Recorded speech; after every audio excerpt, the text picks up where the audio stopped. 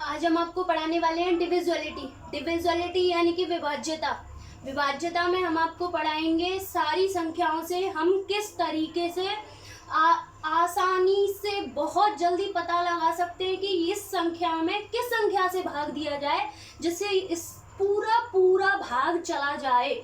यानी कि ऐसी संख्याएं हम बताएंगे जिनमें से आपको बहुत जल्दी पता चलेगा कि ये संख्या किस संख्या से विभाजित होगी, किस संख्या से डिवाइड होगी। सबसे पहले हम आपको पढ़ाते हैं डिविजिबल बाई 2, विभाज्यता। विभाज्यता यानी कि डिविजुअलिटी। अब हम आपको पढ़ाएंगे डिविजिबल बाई 2। डिविजिबल बाई 2 का मीन्स होता है यानी कि आपको 2 से विभाज्य, यानी कि ये संख्या 2 से विभाजित कैसे होगी। कोई आपको बहुत बड़ी संख्या दे रखी है 9, 4, 6। अब इस संख्या को आपको पढ़ के देखिए कि ये क्या है। 2,47,946 यानी कि 2,47,946। इस संख्या को आप ये देखिए कि इस संख्या में 2 से भाग जाएगा या नहीं। क्या आप मुझे एक सेकंड में देख करके ये बता सकते हैं कि इस संख्या में 2 से भाग चला जाएगा या नहीं? मैं बता सकती हूँ कि इस संख्या में 2 से भाग चला जाएगा। वो कैसे, वो मैं आपको ये बताती हूँ।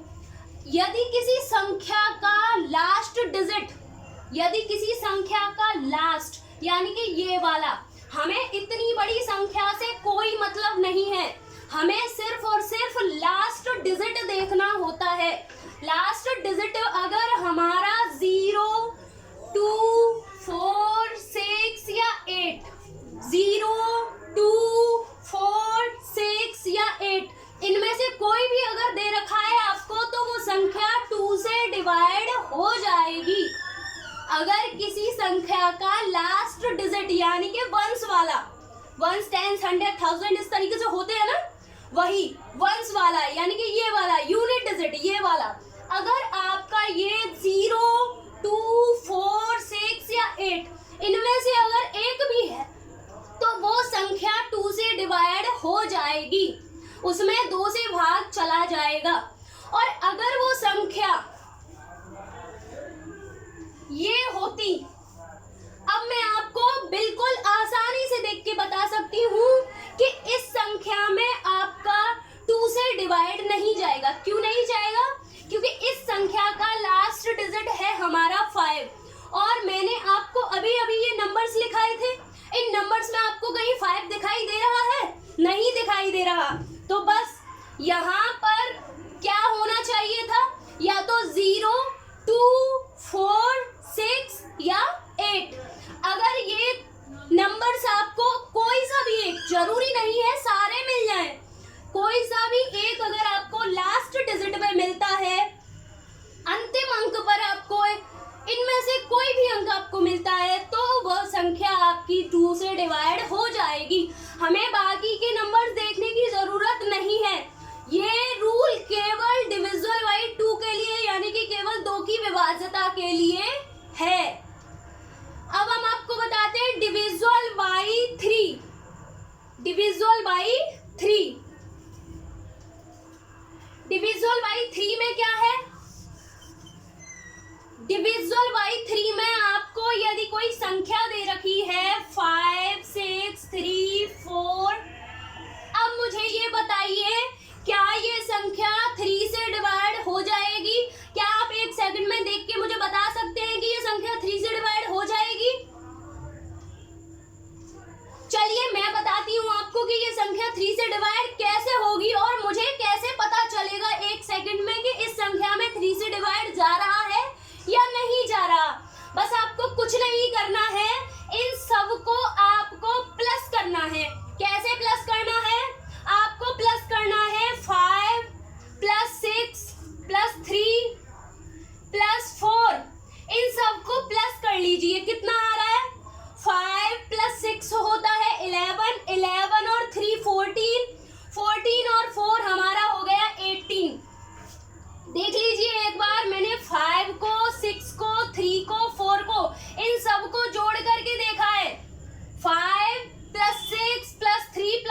यानी कि 3 से किसी संख्या में डिवाइड चला जाएगा या नहीं जाएगा, उसके लिए हमें सबसे पहले क्या करना होता है, हमें सबसे पहले सारी जो संख्या दे रखी है उसके सभी अंकों को 1 बाई 1 करके प्लस करना होता है। प्लस करने के बाद हमें जो संख्या मिलती है, प्लस करने के बाद हमें जो संख्या मिलती है उसे हम 3 की टेबल में देखते हैं। 3 की टेबल में क्या आपको 18 3 की टेबल में मिलता है? 3 की टेबल में क्या आपको 18 मिल जाता है? चेक करके देखिए, मिल जाता है ना? तो बस ये समझ लीजिए कि ये संख्या 3 से डिवाइड हो जाएगी। ये संख्या 3 से डिवाइड हो जाएगी। अगर इसको प्लस करने पर, सपोज कीजिए इसको प्लस करने पर हमारा आता 19 या कुछ ऐसी संख्या मिलती जो हमें 3 की टेबल में ना मिले, और अगर वो 3 की टेबल में ना मिलता तो वो संख्या हमारी 3 से डिवाइड नहीं होती। Is that clear? ओके, देखिए फिर से सारे नंबर्स को 1 बाई 1 करके हम प्लस करेंगे। उसके बाद जब प्लस करने पर हमें कोई नंबर मिलेगा और वो नंबर हमें 3 की टेबल में देखना है, और जब 3 की टेबल में देखेंगे अगर 3 की टेबल में वो नंबर हमें मिल जाएगा तो संख्या में 3 से भी डिवाइड चला जाएगा। अगर वो नंबर हमें 3 की टेबल में नहीं मिलेगा तो उस संख्या में 3 से डिवाइड नहीं जाएगा। इस बात का आप ध्यान रखेंगे। अब हम आपको बताते हैं, चलिए क्या आपको समझ में आ चुकी है? Very good. अब हम आपको बताएंगे डिविजल बाई 4। डिविजल बाई 4 में क्या है? डिविजल बाई 4 भी बहुत इजी है। डिविजल बाई 4, डिविजल बाई 4 में चलिए कोई संख्या लेते हैं 3 9 2 4 1 7, कुछ भी ले लीजिए, बहुत बड़ी संख्या है। इसमें आपको पता लगाना है कि ये संख्या 4 से डिवाइड हो जाएगी या नहीं हो जाएगी। एक और संख्या लिखती हूं मैं, चलिए पहले इसी को चेक करते हैं। अब मेरा 4 की डिविजिबिलिटी कहती है कि मुझे पूरा मत देखिए, मैंने अभी अभी बताया कि पूरी संख्या देखने की तो जरूरत ही नहीं होती है, सिर्फ संख्या की शकल देख के ही बहुत सी डिविजिबिलिटी ऐसी है कि हम 1 सेकंड में बता सकते हैं। मैं इसे बता सकती हूँ कि ये 4 से डिवाइड हो जाएगी। कैसे पता चला मुझे? क्योंकि मैंने इसके सिर्फ लास्ट 2 डिजिट देखे थे।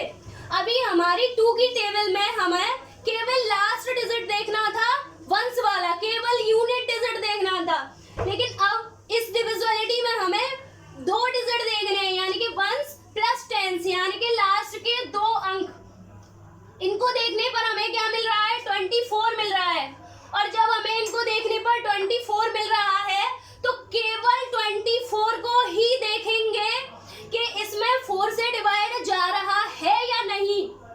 इसमें केवल लास्ट के 2 अंक देखेंगे कि इसमें 4 से डिवाइड जा रहा है या नहीं। यदि लास्ट के 2 अंक में हमारे जो है 4 का डिवाइड चला जाएगा तो हमारी पूरी संख्या में भी 4 का डिवाइड चला जाएगा।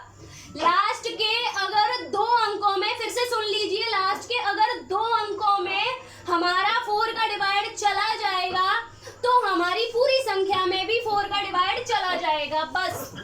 या एक और कंडीशन होती है इसके लिए कि किसी भी संख्या के लास्ट में 00 हो।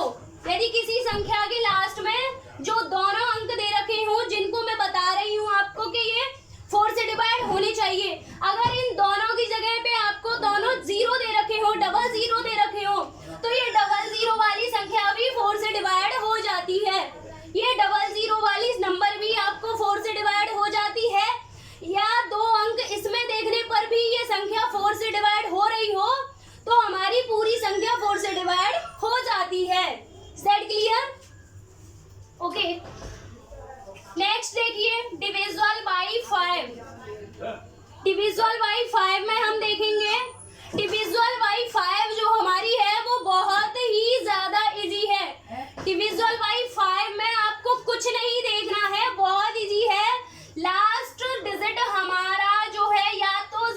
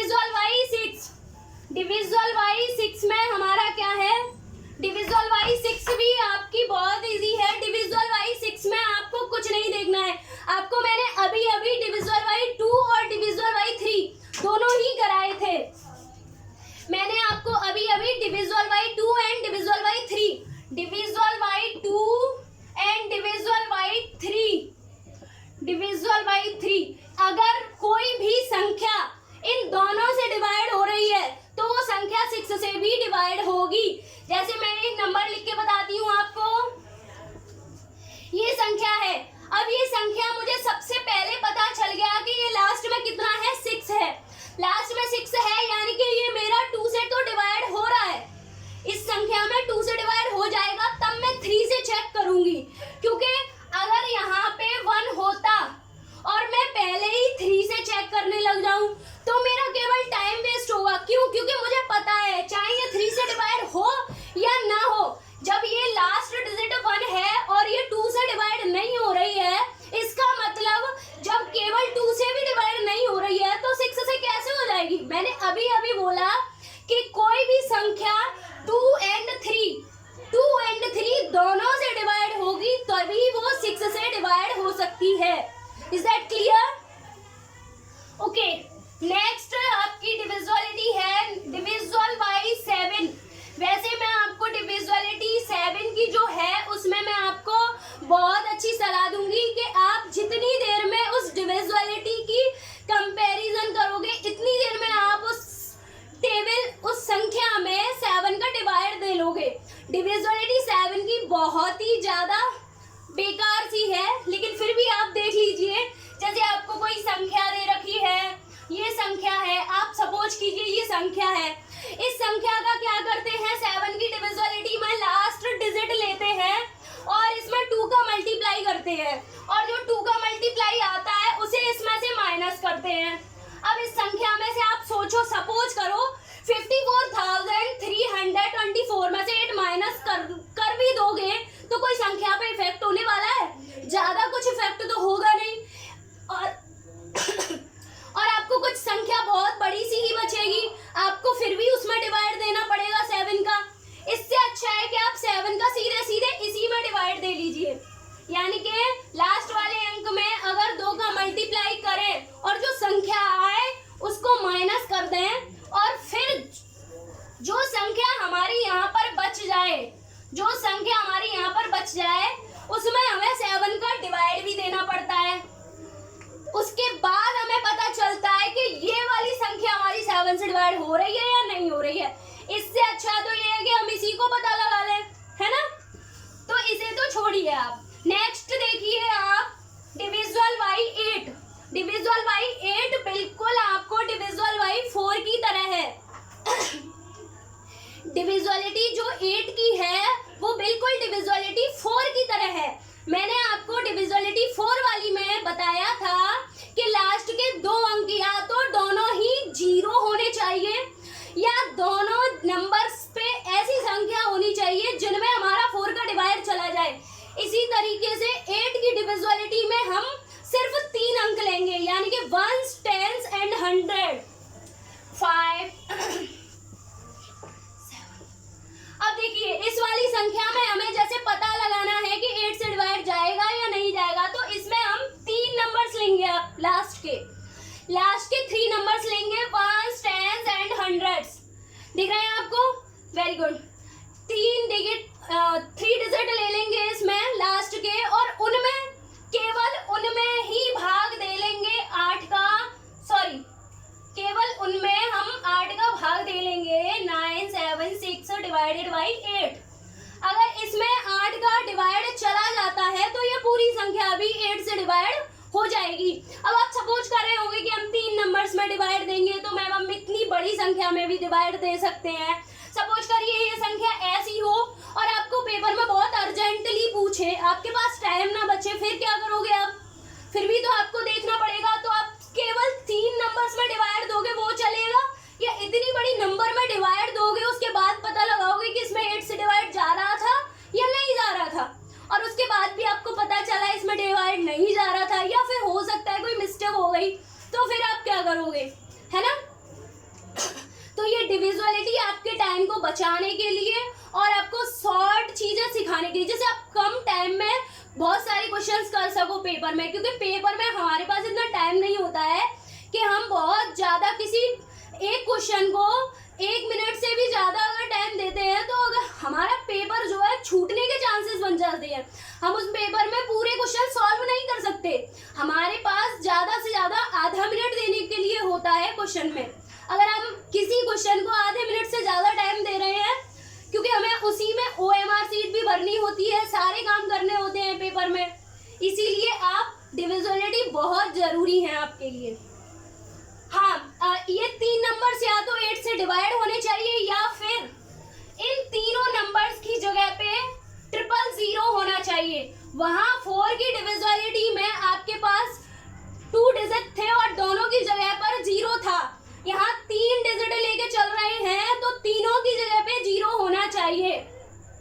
Is that clear? आपको समझ में आ रहा है? Very good. नेक्स्ट है आपकी डिविजिबिलिटी जो है 9 की। 9 की डिविजिबिलिटी में आपको हमने 3 की डिविजिबिलिटी बताई थी, वो आपको याद होगी अच्छे से। 3 की डिविजिबिलिटी में जो था वो था हमारा कि हम नंबर्स को 1 by 1 करके प्लस करेंगे और प्लस करने के बाद जो हमारी संख्या आएगी उस संख्या को हम 3 की टेबल में देखेंगे।